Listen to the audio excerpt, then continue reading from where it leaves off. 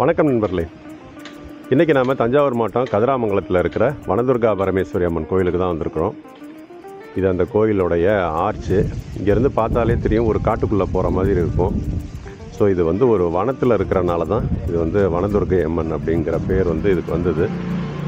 இந்த கோயில் என்ன விசேஷம் அப்படின்னா, பொதுவாக துர்கை அம்மன் கோயில் அப்படின்னா வடக்கு நோக்கியோ அல்லது மேற்கு நோக்கியோ இருக்கிறத தான் நம்ம பார்த்துருக்கலாம். ஆனால் இந்த கோயிலில் அம்பாள் கிழக்கு நோக்கி இருக்கிறத பார்க்க முடியும்னு சொல்கிறாங்க.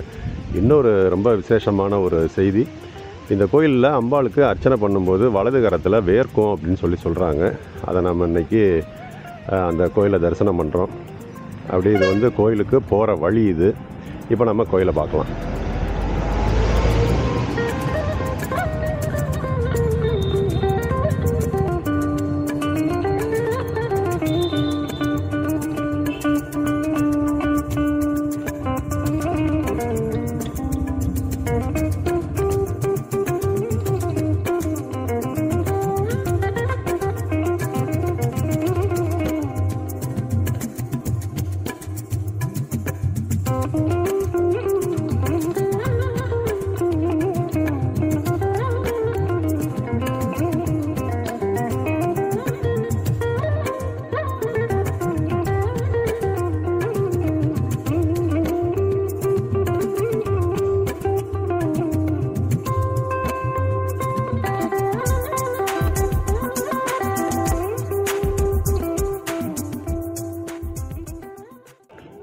இப்போ நாம் கோயில்கிட்ட வந்துட்டோம்.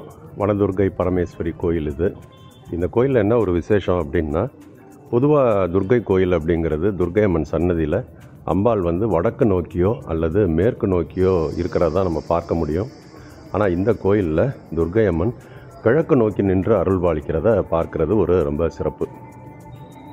அது மாதிரி இந்த கோயிலில் இன்னொரு பெரிய அதிசயம் என்ன அப்படின்னா, இந்த கோயில் அம்பாளுக்கு அர்ச்சனை செய்யும்போது அம்பாளுடைய வலது கரத்தில் வியர்வை துளியை பார்க்கலாம் அப்படின்னு சொல்கிறாங்க.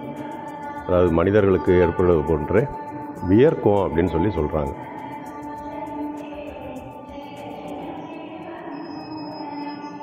இந்த கோயிலில் இது ஒரு பிரார்த்தனையாக இருக்குது. இது எல்லாமே பார்த்திங்கன்னா டாக்டர்கள் பயன்படுத்துகிற ஸ்டெத்தஸ்கோப் வச்சுருக்காங்க.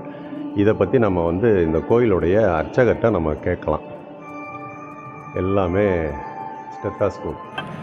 இதை பற்றி அந்த கோயில் அர்ச்சகர்கிட்ட கேட்டப்போ, ஒரு டாக்டருக்கு உடல்நிலை சரியில்லாமல் இருந்ததாகவும், அவர் இந்த கோயிலில் உள்ள இந்த வனதுர்கை அம்மன்ட்ட பிரார்த்தனை வச்சதாகவும், அதில் அவர் உடல்நிலை சரியாதனால தன்னுடைய தொழிலை ஒட்டிய இந்த ஸ்டெத்தாஸ்கோப்பை வெள்ளியில் செஞ்சு இந்த கோயில் அம்பாளுக்கு பிரார்த்தனையாக வச்சுருந்துருக்காரு. அதற்கு பிறகு நிறைய பேர் இந்த மாதிரி ஸ்டெத்தாஸ்கோப்பை இங்கே உள்ள அம்பாளுக்கு காணிக்கையாக வைக்கிறத வழக்கமாக வச்சுருந்துருக்காங்கன்னு சொல்கிறாரு.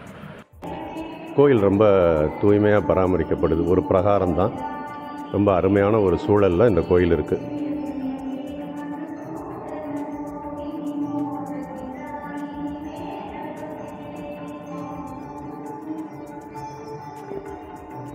ராகுதோஷம் உள்ளவங்களுக்கு இது ஒரு சிறந்த பிரார்த்தனை ஸ்தலம்னு சொல்கிறாங்க. பொதுவாகவே துர்கையை வழிபடும் போது அந்த ராகு தோஷத்துலேருந்து நம்மளுக்கு ஒரு விடுதலை கிடைக்கும் அப்படின்னு சொல்லுவாங்க.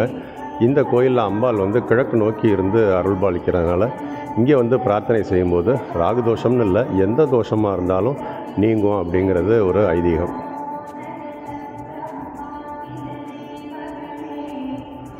இந்த கோயிலில் தஞ்சாவூர் அந்த கும்பகோணத்தில் மயிலாடுதுறை அந்த நெடுஞ்சாலையில் இடதுபுறமாக போகிற ரோடில் ஒரு 2 கிலோமீட்டர் வந்தோம்னா இந்த கோயிலுக்கு நம்ம வந்துடலாம்.